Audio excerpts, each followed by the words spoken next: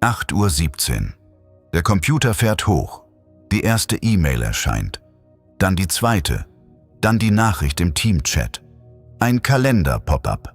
Ein Anruf. Eine Erinnerung. Und obwohl objektiv keine Lebensgefahr besteht, beginnt dein Körper bereits etwas vorzubereiten. Der Kiefer spannt sich an, die Schultern ziehen nach oben, der Atem wird flacher und die Gedanken schneller. Plötzlich fühlt sich ein ganz normaler Arbeitstag an, wie ein Kampf ums Überleben. Das Merkwürdige ist nicht, dass das passiert. Das Merkwürdige ist, wie normal es geworden ist. Millionen Menschen sitzen jeden Morgen vor ihren Bildschirmen und erleben genau denselben biologischen Prozess, ohne ihn überhaupt zu bemerken. Sie nennen es Stress, Überforderung oder Druck. Doch oft steckt etwas viel Tieferes dahinter. Während dein Verstand versucht, Projekte zu organisieren, Deadlines einzuhalten und Probleme zu lösen, läuft im Hintergrund ein uraltes Programm. Ein Programm, das nicht fragt, ob die Gefahr real ist. Es fragt nur, bin ich sicher? Und genau hier beginnt das eigentliche Problem. Viele Menschen glauben, sie hätten ein Produktivitätsproblem. Sie kaufen neue Kalender, neue Apps, neue Methoden und neue Systeme. Doch obwohl sie immer besser organisiert werden, fühlen sie sich innerlich immer schlechter. Abends fallen sie erschöpft aufs Sofa. Morgens wachen sie müde auf. Und irgendwann beginnen sie zu glauben, mit ihnen stimme etwas nicht. Doch fast niemand erkennt das. Man kann kein überfordertes Nervensystem mit besseren To-Do-Listen beruhigen.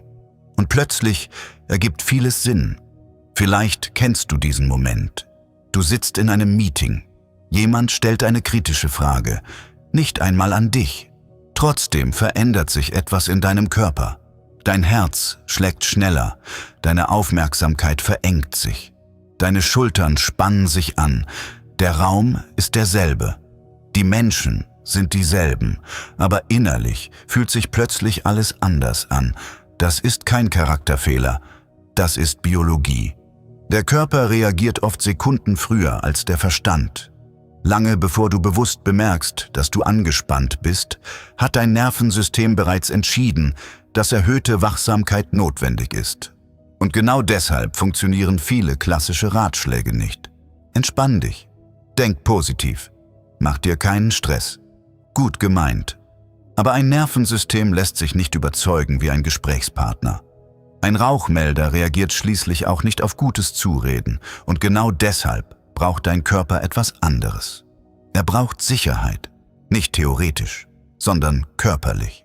Hier wird es interessant. Sicherheit ist nicht nur ein Gefühl. Sicherheit ist eine biologische Information. Dein Nervensystem sammelt ununterbrochen Daten aus deiner Atmung, deinen Augen, deinen Muskeln, deiner Körperhaltung und deiner Umgebung. Jede Sekunde stellt es dieselbe Frage: Bin ich sicher oder nicht? Und jetzt passiert etwas Erstaunliches. Du kannst diese Antwort beeinflussen, mitten im Meeting, mitten im Büro, mitten im Chaos. Ohne dass jemand es bemerkt. Die erste Technik wirkt fast lächerlich simpel.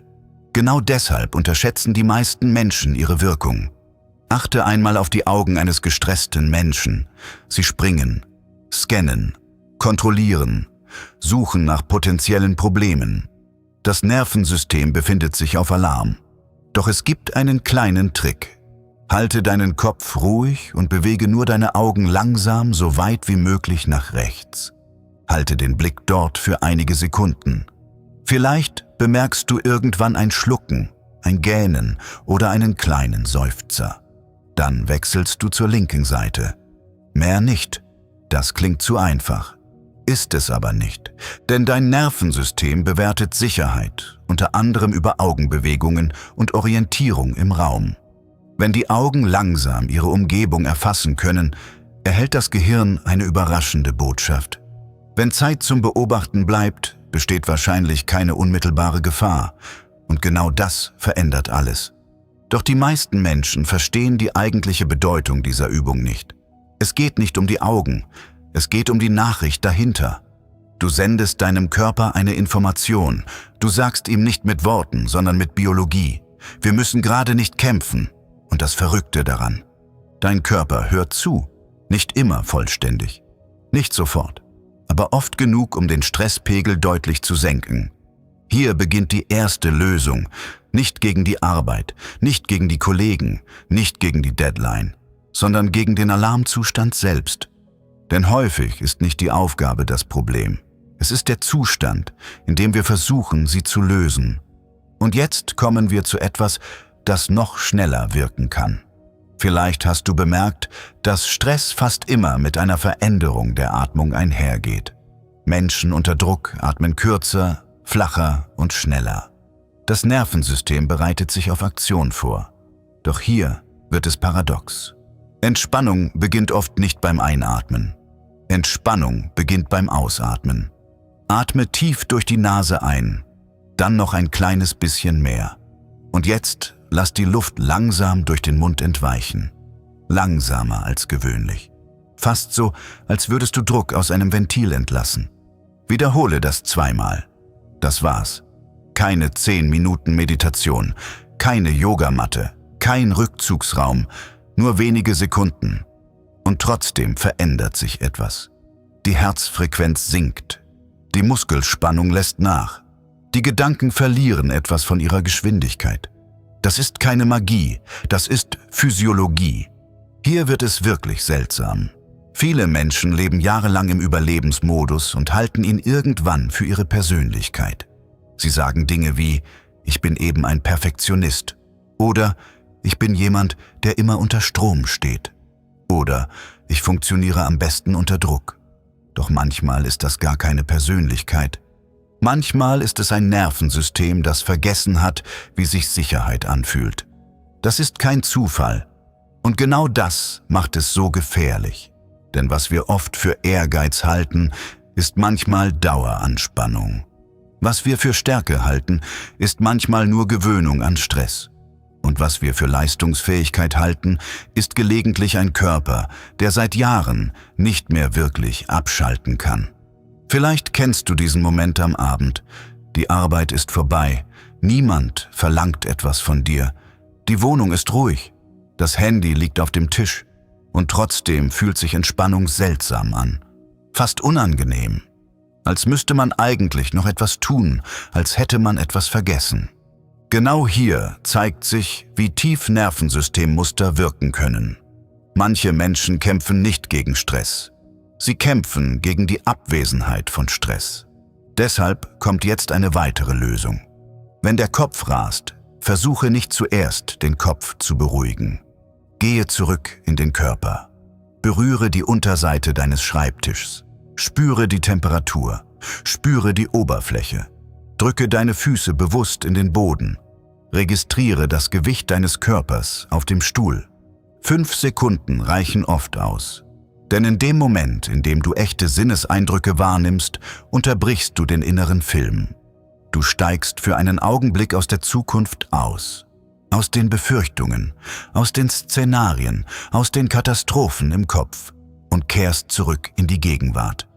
Der Boden trägt dich noch immer. Der Stuhl hält noch immer. Der Raum steht noch immer. Das klingt banal, doch genau solche Signale liebt das Nervensystem, weil sie konkret sind, weil sie real sind, weil sie Sicherheit vermitteln. Hier wird die eigentliche Wahrheit sichtbar. Nicht jede Erschöpfung kommt von Arbeit, manche Erschöpfung kommt vom permanenten Überleben. Manche Menschen arbeiten 8 Stunden und fühlen sich okay. Andere arbeiten dieselben 8 Stunden und sind völlig ausgelaugt. Der Unterschied liegt oft nicht in der Belastung, sondern im Zustand des Nervensystems während dieser Belastung. Und jetzt kommen wir zu dem Punkt, den fast niemand anspricht. Die gefährlichste Stressquelle im Berufsalltag ist häufig nicht die Arbeit selbst. Es ist die Identifikation mit ihr, der Moment, in dem aus einer Aufgabe eine Bedrohung für den eigenen Wert wird. Der Moment, in dem ein Fehler plötzlich bedeutet, ich bin nicht gut genug. Der Moment, in dem Kritik nicht mehr nur Kritik ist, sondern sich wie Ablehnung anfühlt. Der Moment, in dem eine Deadline sich anfühlt wie ein Urteil. Hier kippt das System. Denn plötzlich geht es nicht mehr um Arbeit. Plötzlich geht es um Identität. Und das Nervensystem reagiert entsprechend. Deshalb kann ein einziger innerer Satz manchmal mehr verändern, als viele Menschen erwarten. Mein Körper ist gerade aufgeregt, weil er mich schützen will. Aber diese Situation bedroht nicht mein Leben. Dieser Satz wirkt nicht deshalb, weil er positiv ist. Er wirkt, weil er trennt. Er trennt die Reaktion von der Realität. Er schafft Abstand. Und Abstand verändert Wahrnehmung. Viele starke Menschen sind in Wahrheit nur Menschen, die nie gelernt haben, sich sicher zu fühlen. Das ist ein Satz, den man erst versteht, wenn man ihn erlebt hat. Denn nach außen kann jemand erfolgreich, organisiert und leistungsfähig wirken. Innerlich läuft jedoch permanent ein Alarmprogramm. Und genau deshalb fühlen sich so viele Menschen erschöpft, obwohl sie objektiv alles im Griff haben. Das Nervensystem bewertet nicht nur Ergebnisse, es bewertet Sicherheit. Vielleicht ist das die wichtigste Erkenntnis dieses gesamten Videos. Heilung entsteht selten durch einen großen Durchbruch. Sie entsteht durch hunderte kleine Momente, durch einen bewussten Atemzug mitten im Stress, durch einen ruhigen Blick im Meeting, durch 5 Sekunden Kontakt mit dem Boden, durch einen Satz, der Distanz schafft, durch winzige Signale, die dem Körper immer wieder dieselbe Botschaft senden. Du bist gerade sicher. Vielleicht ist die wichtigste Erkenntnis heute gar nicht, wie du dein Nervensystem beruhigst. Vielleicht ist die wichtigere Frage, warum es überhaupt so oft Alarm schlägt. Denn hier wird es paradox. Viele Menschen glauben, Stress entsteht durch zu viele Verpflichtungen. Doch oft beginnt die eigentliche Unsicherheit genau dann, wenn plötzlich alle Möglichkeiten offen stehen. Wenn niemand vorgibt, was als nächstes zu tun ist. Wenn Freiheit entsteht. Und genau dort passiert etwas Überraschendes. Der Mensch sehnt sich nach Freiheit und fürchtet sie gleichzeitig. Diese widersprüchliche Dynamik erklärt, warum Menschen immer wieder in alte Muster zurückfallen, obwohl sie längst wissen, was ihnen gut tut. Genau darum geht es im verlinkten Video. Warum Veränderung oft schwerer wirkt als Stillstand und warum Sicherheit manchmal wichtiger erscheint als Glück. Die eigentliche Frage lautet also nicht nur, wie du deinen Alarmzustand beruhigst. Die spannendere Frage lautet, was passiert, wenn dieser Alarm plötzlich verschwindet?